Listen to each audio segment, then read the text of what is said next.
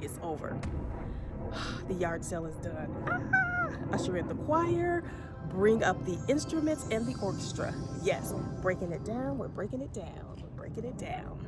I'm so excited. So I'm going to give you guys all the highlights right now. I'm just trying to take a moment to breathe, but I'm going to give you guys all the details, what happened, how the tips and tricks, highs, lows, all of that. Stay tuned. We're going to go in right now. Hit that subscribe button, comment, and like. It's a doozy. Y'all ready? Okay, I'm gonna keep this to the tips and tricks and key takeaways in regards to this particular garage sale and what may help you with having a successful garage sale. Of course, I will somewhere in here insert or talk about how much we earned. Number one, the date. You wanna make sure that you choose a date that's at least 2 weeks in advance so that you give people time enough to schedule and plan and to see your advertising here, there, and everywhere. Try to choose a date where the forecast looks good. Sunshine, clear sunny skies. People love to shop when it's feeling good outside. I know I do. Create colorful, bright signs that maybe have a theme. So maybe you want to choose lime green paper and orange tape, or vice versa, just something bright that catches people's attention. And you also may want to have a few decorations that you can pick up from the Dollar Tree or something like that, balloons, lanterns, just really inexpensive items to draw people's attention and to pique their interest. I got my handy notes here. Okay, let's talk about advertising, because if you don't advertise, who's gonna come? Who's gonna know about your event? So let's talk about Facebook. Facebook has a garage sale group. There's a few of them actually. So I put my advertisement of my garage sale on 2 Facebook posts for my area. And then also newspaper ad is one way to go. I've done that before. And then also you want to make sure you do that at least a week in advance. And then how about your personal Facebook page? You want to make sure you make a post about having your garage sale. It's coming up. You know, maybe list a couple key items that, you know, may pique people's interest, like electronics or whatever you think is hot that people would want to come and take a look at. Make sure you do all of this at least 5 days in advance when it comes to the Facebook and digital postings. You're getting close to your garage sale. What you want to do is corral all of the items that you want to sell. So you want to put them in one place so you're not all over the house and outside and here, there, and everywhere. Find a staging area. So I use the garage and I put everything, I just lined it up just as I collected things, as my family collected things, we just put them out there, okay? And you can start to organize that way. You wanna make sure you clean and wipe down everything, okay? Clean your clothes that you're selling, clean and wipe down furniture pieces, wall art, housewares, whatever you got going on. Make sure it sparkles and shines, because you're gonna get more money that way. And that's what we all want, right? So like I did here with this particular patio set that's 7+ years old, I went through the whole process of power washing and then putting on some fresh paint, super easy to get me a sale. If you are enjoying these tips so far, make sure you hit that subscribe button, comment, and like. Make sure you are equipped with plenty of change so that you can change out monies as necessary. So I got $60 worth of smaller dollar bills, $35 in $5 bills, and then the rest in ones. So I was ready. When it's time to put up your signs, make sure that you have tons of them. So I had maybe about 25 or so of the paper signs that I put up everywhere. And then I also had the signs that you stick in the ground with the, you know, the metal stakes. I had maybe about 10 or 15 or so of those, maybe about 10. And you want to make sure that you have tons of duct tape. You can never have too much duct tape or staples with a staple gun. And I use this type of staple gun, the upholstery type staple gun, heavy duty, with the thick staples that will stick in trees. It's the morning of. Make sure you get up early, super early, at the crack of dawn. First of all, I don't think I went to bed at all. 24 hours, I think, is what I did, because I just had a lot going on. So, but you want to make sure you get up super early, get your cup of coffee, orange juice, whatever you got going on, get it popping, because you never have enough time. You never have enough time, ever. Okay. Setting up. I set up in a U shape. So I had my table at the very top of the garage walkway area.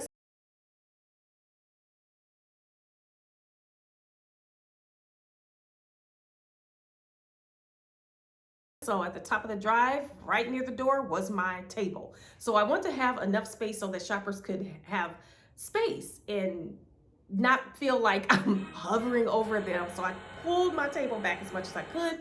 I had a little music going on the radios, you know, just nice, neutral, soft jazz, little light country, whatever. I had my antibacterial wipes ready to go.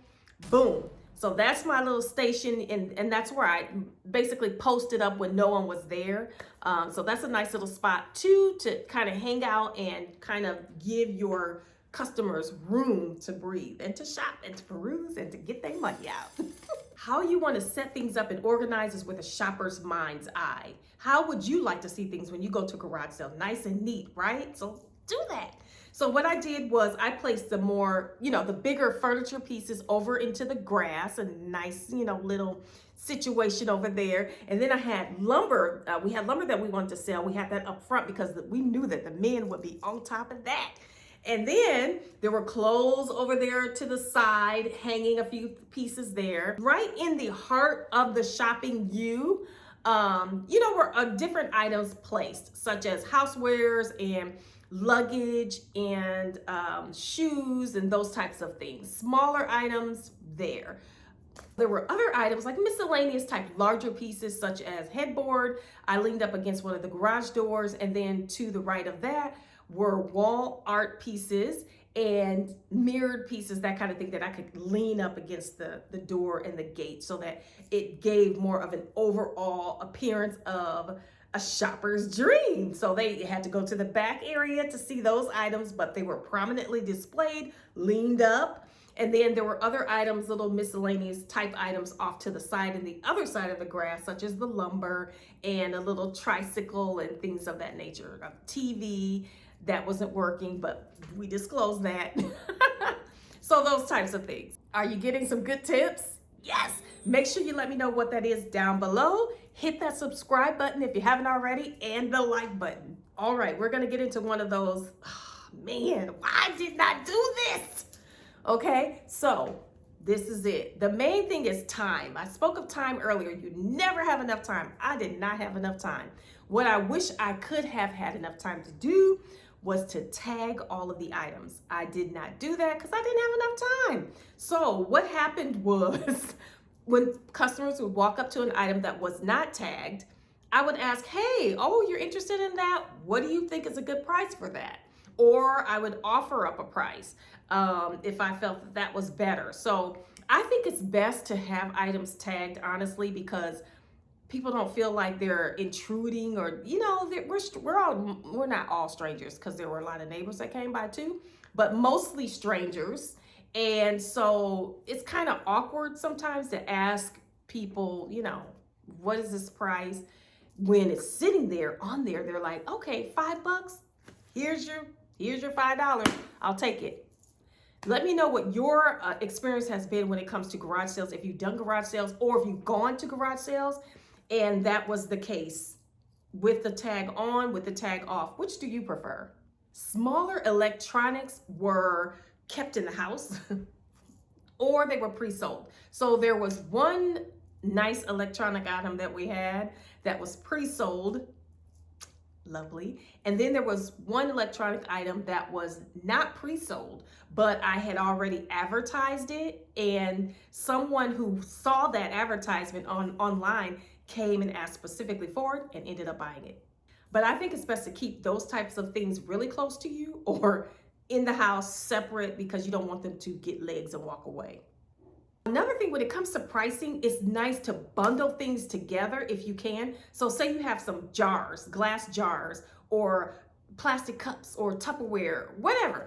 Put some masking tape around it, corral like 3 or 5 or whatever together, and smack $5 on there, write $5 right on the masking tape, or $1 on there. Easy peasy, you get rid of a whole bunch of stuff that way, because what you want to remember, what your goal is. What is your goal? My goal was to get stuff out of my house, get it gone, get it out of here. I don't want it, bye-bye, go. So that was my goal. So I was pricing stuff to sell. You hear what I'm saying? So it depends on your goal. If you want to get rid of things, price it accordingly. I thought this was a neat idea with the jewelry that I had. So I just kind of put a couple like pieces. So maybe I had a bracelet and kind of an earring that kind of looked like it might go together. And I put them in a little small sandwich bag. And I just put a piece of tape over it and put the price. So $3 or $2 or $1, whatever. Toward the end of the day, listen, it was like, you can pick up 3 bags of jewelry for $1. I just think it's best to, when it's a garage sale is to get stuff out of your house. Hey, one man's trash is another man's treasure. So I'm here to help you find your treasure. Have you seen my channel where I have done grab bag haul videos? Oh, they're so much fun. $5 grab bags from Michael's. I do those quite often. But I had a $5 grab bag sale here at my house at my garage sale. So all of those boxes that I've been storing and collecting over the months. So I had Easter, I had DIY stuff, I had Christmas, I had Valentine's Day, I had miscellaneous. I put all that nice and neat together in their boxes, and I just said, hey, I'm having a grab bag sale. All you got to do is pick 30 items, or 20 items, put them in the bag. They're yours for $5. That went like hotcakes. People loved it. They were just scrounging around in there. It was amazing. So I was able to get rid of so much stuff doing that. And I had fun and they had fun too. All right, we're getting down to the wire. It's 1 hour to go. The sale is ending in an hour. This stuff has got to go. I still have stuff I'm looking at like, oh, why don't they want my things? So I wrote a sign that says right here, everything must go. $1.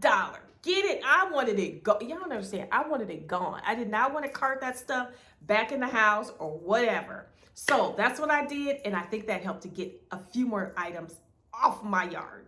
Items that didn't get sold, we were able to give away to those in need, or we put that stuff out on the curb right in front of our house on the sidewalk there with several signs that said, free, take me, here, it's yours. So we left that out for a couple days too, and whatever wasn't gone after those couple of days, we just donated. Oh, there's one more very, very important thing that you must do without fail.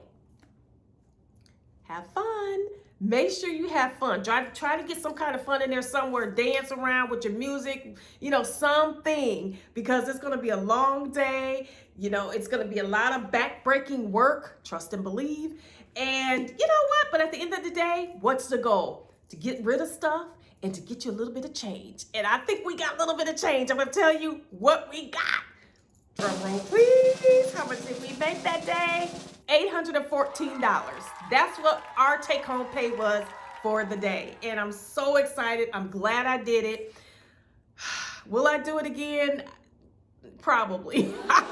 Probably. I think it's a good way to get rid of things and make you a little bit of money, So if you found this video to be helpful at all in the slightest bit, you found one good tip that you could take away for your next garage sale, make sure you let me know what that is down below. Hit that subscribe button if you haven't already, and you gotta hit that like button because it helps my channel to grow. That's the good, the bad, and the ugly. I will see y'all next time on the next Home Fix. Bye, y'all.